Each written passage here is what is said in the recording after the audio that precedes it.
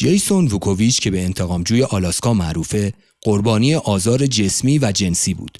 اون دوران کودکیش رو با ضرب و شتم و تجاوز به دست مردی که قرار بود محافظش باشه به سختی سپری کرد. یعنی ناپدریش لری لیفولتون که جیسون رو با تکه‌های چوب و کمربند میزد. وقتی که مادر جیسون با ناپدریش ازدواج کرد، جیسون 4 ساله بود. ووکوویچ بعداً تو نامه‌ای به انکورج دیلی نیوز نوشت: هر دو والدین من مسیحی فداکار بودن و ما رو به همه مراسم‌های کلیسایی می‌بردن. 2-3 بار در هفته. بنابراین میتونین تصور کنین وقتی که این مرد از جلسات دعای آخر شب برای آزار جنسی من استفاده کرد، چقدر به هم ریختم و چه وحشتی رو تجربه کردم. ناپدری جیسون در سال 1989 به آزار جنسی درجه 2 1 خردسال متهم شده بود، اما اصلاً به زندان نرفت و به گفته ووکوویچ هیچ کس هم هرگز برای بررسی به خونه‌شون نیومد. آزار و اذیت جنسی جیسون تا زمانی که ووکوویچ 16 ساله شد ادامه داشت و در همین سن بود که جیسون و برادرش از خونه فرار کردند. ووکوویچ که هنوز کم سن بود به ایالت واشنگتن نقل مکان کرد. اون بدون شناسنامه و پول برای زنده موندن به دزدی رو آورد و به یه مجرم سابقه دار تبدیل شد. ووکوویچ تایید کرد که تن دادنش به جرم و جنایت رابطه مستقیمی داشت با خودبیزاری هایی که از آزارهای دوران کودکیش شروع شده بود. جیسون ووکوویچ از واشنگتن و اورگان تا آیداهو و مونتانا و کالیفرنیا سابقه کیفری داشت. حدود سال 2008 اون به خونه‌شون تو آلاسکا برگشت. اونجا هم جرم‌های زیادی مثل دزدی و حمل مواد مخدر رو مرتکب شد و همینطور خشونت علیه همسرش که البته خودش اینو رد میکنه. سال 2016 ترومای درمان نشده دوران کودکی ووکوویچ به نقطه جوش رسید. اون شروع به خوندن فهرست مجرمان جنسی آلاسکا کرد و تصمیم گرفت عدالت رو به شیوه خودش اجرا کنه.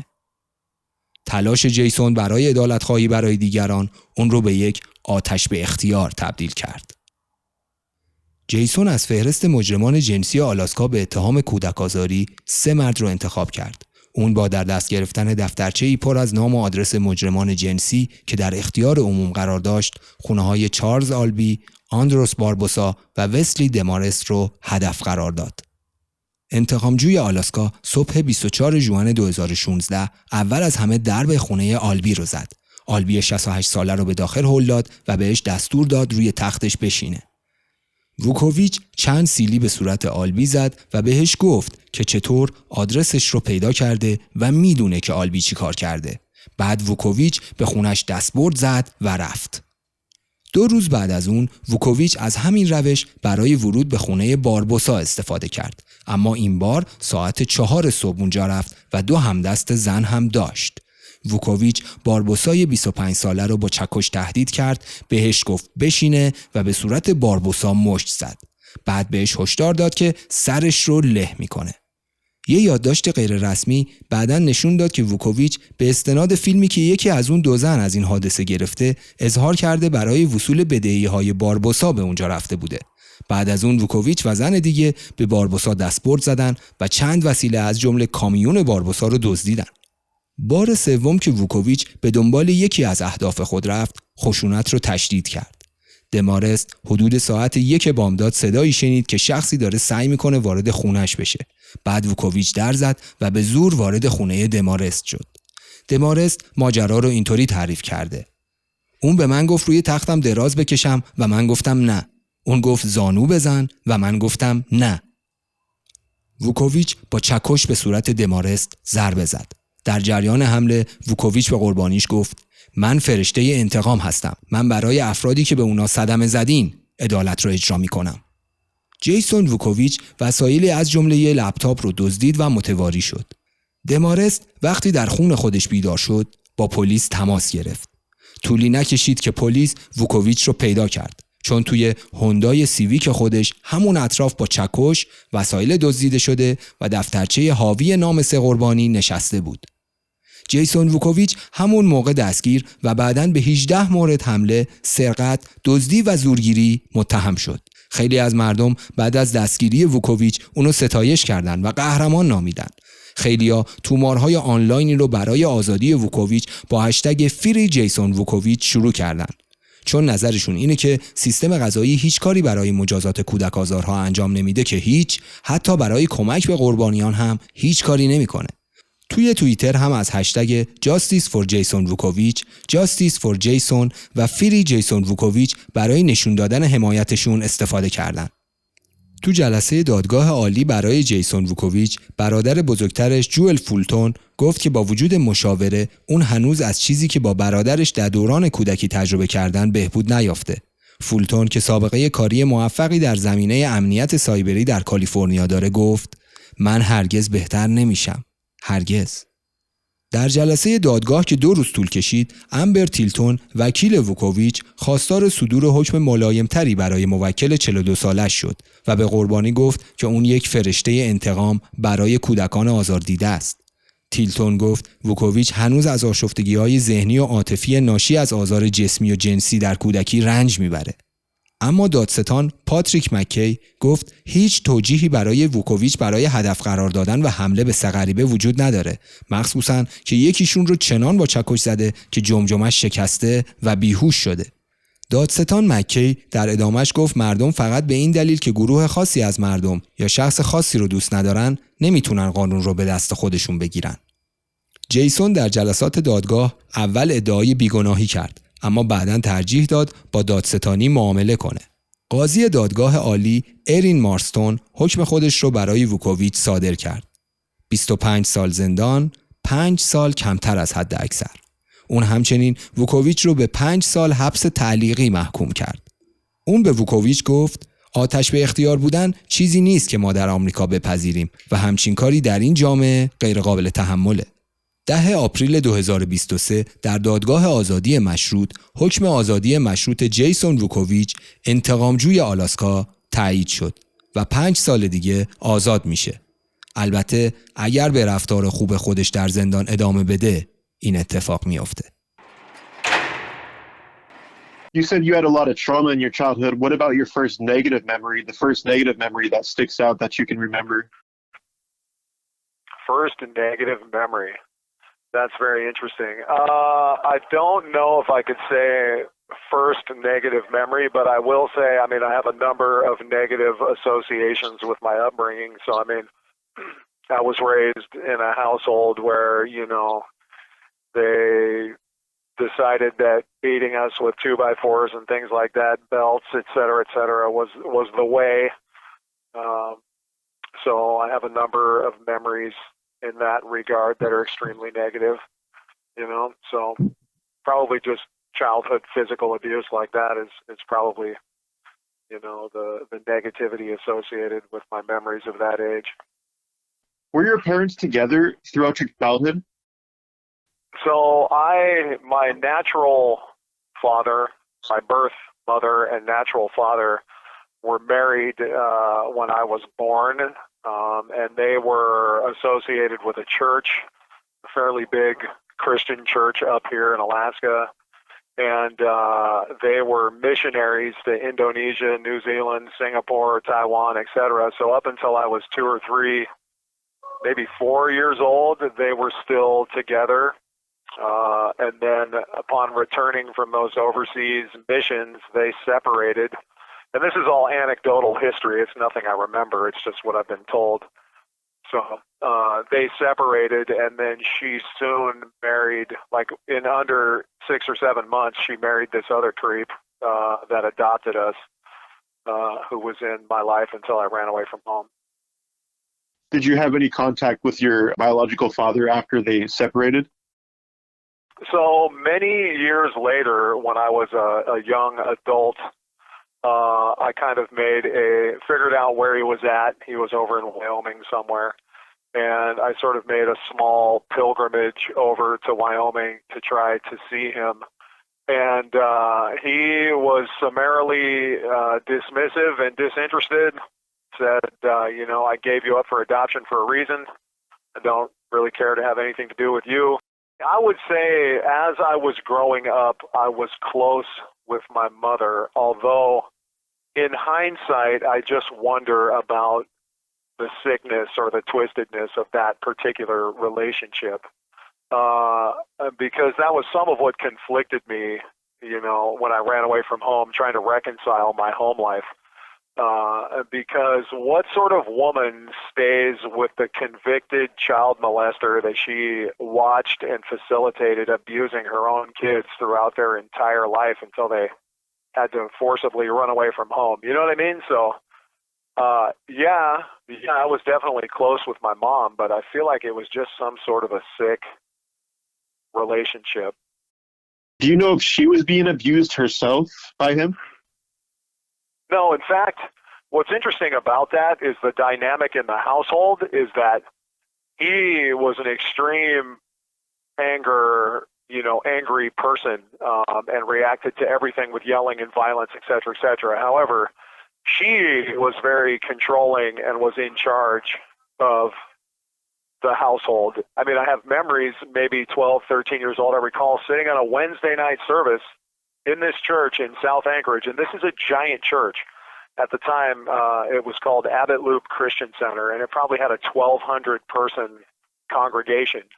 And I recall sitting there, and one of their sermons was about spanking or beating your children and how to do it in such a manner that it leaves less bruising or evidence but causes the maximum of pain. So they were literally preaching a service about how you beat your children from below their butt cheeks down to behind their knees, because that's the softest tissue that hurts the most. And I just,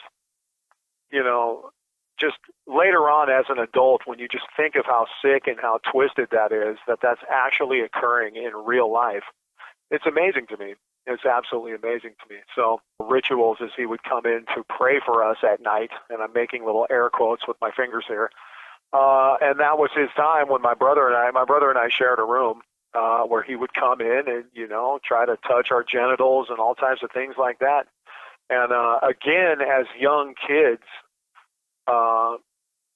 being taught that this is all God stuff and your parents are talking to God and they're all related to God, it's extremely difficult to make sense of what's happening to you, And then from my mom's case, I remember one time that we just couldn't take it anymore, and neither one of us had the courage to say anything. So I told Joel, that's my brother, I'm going to tell Mom what he's doing. So I told her, and she absolutely didn't believe a word we said. Let's talk about what led up to the first attack, and was all this pre-planned, or was it a spur of the moment type of thing? I would say that, was it planned or was it spur of the moment? It was both. It was heat of the moment and very passionate and also planned. I had been gone from Alaska for a period of time, had just recently come back into this community, and I'm sure the seeds that were sown in me as a youth took a great deal of time to blossom. And the thing is, I have always held in my heart a certain feeling towards people that do these sorts of crimes against children. And so, yeah, specifically, there were some guys whose names I had received, and I definitely went and sought them out with purpose, and certainly it was not for some sort of sick, self-serving reason. It was as a deterrent and to deliver a message which was much needed in this community. That's the reason why I did it. Were you targeting individuals that had worse crimes when it came to children rather than like molestation cases or whatever, or did you jump up to the ones that were brutal, like sex crimes or sex attacks? Well, we'll say this. I can only comment, and I can't discuss their names, but I can tell you the three people I was charged with assaulting. One was convicted of raping his own daughter. Another one was convicted of molesting his 10-month-old baby granddaughter. And then the third one I was convicted of assaulting was a child pornographer. Very surprising to me that the state of Alaska would react with such ferocity when, as a small child, I stood in the exact same courtroom I was sentenced in, while they gave the man that beat me like a farm animal and molested me and my brother, convicted of doing so, 0 days in prison. Meanwhile, they gave me 23 years in prison for having the audacity to beat the brakes off of 3 pedophiles. Can you walk me through the 3 incidents that took place, starting with Charles Albee? Well, it's probably not, I probably am not going to do that. I'm probably not going to describe each individual event, only because I think there's court provisions that prevent me from doing so that may have future repercussions. But what I will tell you is that there was never a time, I'm not a mean-spirited person, nor am I a sick fuck. So there was never a time that I entered any residence or went anywhere to seriously injure anyone. So by the time I went to the 3rd person's home that I was accused of assaulting with a hammer, in that instance, this is a very large person whose home I had broken into, and he probably was feeling a fight or flight in defense of his home type energy, and he chose to start swinging on me. And in that moment, for someone like me, facing someone like that, it's not a fight that I'm going to lose. And I just happened to have a hammer in my backpack because I had broken the side of it. I'd been knocking on the outside of his house for a long period of time to get him to answer. Anyway, so I cracked him a couple of times with that hammer. So I think this story has been reported a number of different ways out there, that I was like roaming the town assaulting people with a hammer, when that's not the case. Both of the other guys basically got open hand bitch slapped a number of times. They weren't seriously injured. You know what I mean? I'm quite certain they were frightened and terrified. But there was one instance where a serious injury took place, and that was as a result of a fight that took place. How long after the 3rd incident had you been arrested? So the 3rd incident, the thing is, this guy had a big giant house, a very nice house, and it was like a bed and breakfast as well. I wasn't aware of that. So when I broke into his house and climbed in, as I was going back towards his bedroom, because I'd been pounding on his bedroom window, his front door, telling him, "Come answer your door, homeboy. I'm here to talk to you," and he wouldn't do it. I didn't realize it, but he had a couple staying in the house that night. So this guy and his girl are coming out of the bedroom because they heard noise. And I told them, "Get back in your room. This doesn't have anything to do with you." And so they sort of kind of backpedaled and shut their door. So I'm sure they called the police in that moment.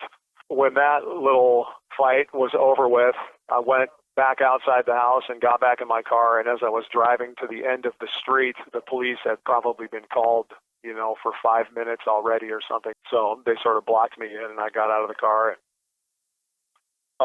It was a very surreal moment because I stood out there for a long period of time, you know, and there was quite a few police officers by the time it was over. And some of them were patting me on the back, asking me, "Did you get this motherfucker? Did you get him good?" And stuff like that. So it was, you know, it was an interesting evening. I'll just tell you that. How did you feel after you were charged officially with 18 counts of assault, robbery, burglary, and theft? Well, you know, I should probably say more so that night, as these guys were kind of going through their motions, you know, saying that sort of thing to me. I just had this very heavy sense of, well, that's it. This part of my life is over. Excuse me. And I just really had come to terms with it. And very quickly I realized, like, look, actually, my life was taken from me when I was a young man. And so this was just an extension of the rest of my life being taken away. And then, you know, a few months after that, yeah, when they detailed out the charges to me, I certainly was not expecting 6 or 7 or 8 felonies for each one of these 3 people that I went and visited. So they definitely stacked the charges to the extreme. And I think that in hindsight now too, like, apparently in the criminal system, you never want to be the first of anything to commit some sort of crime. And in this instance, apparently in Alaska, I was first of this sort of vigilante type crime. ممنونیم که تا انتهای ویدیو همراه ما بودید. اگر به داستان‌های جنایی علاقه دارید، ممنون میشیم کانال جنایی ما رو سابسکرایب کنید و همینطور ویدیوهای ما رو لایک کنید.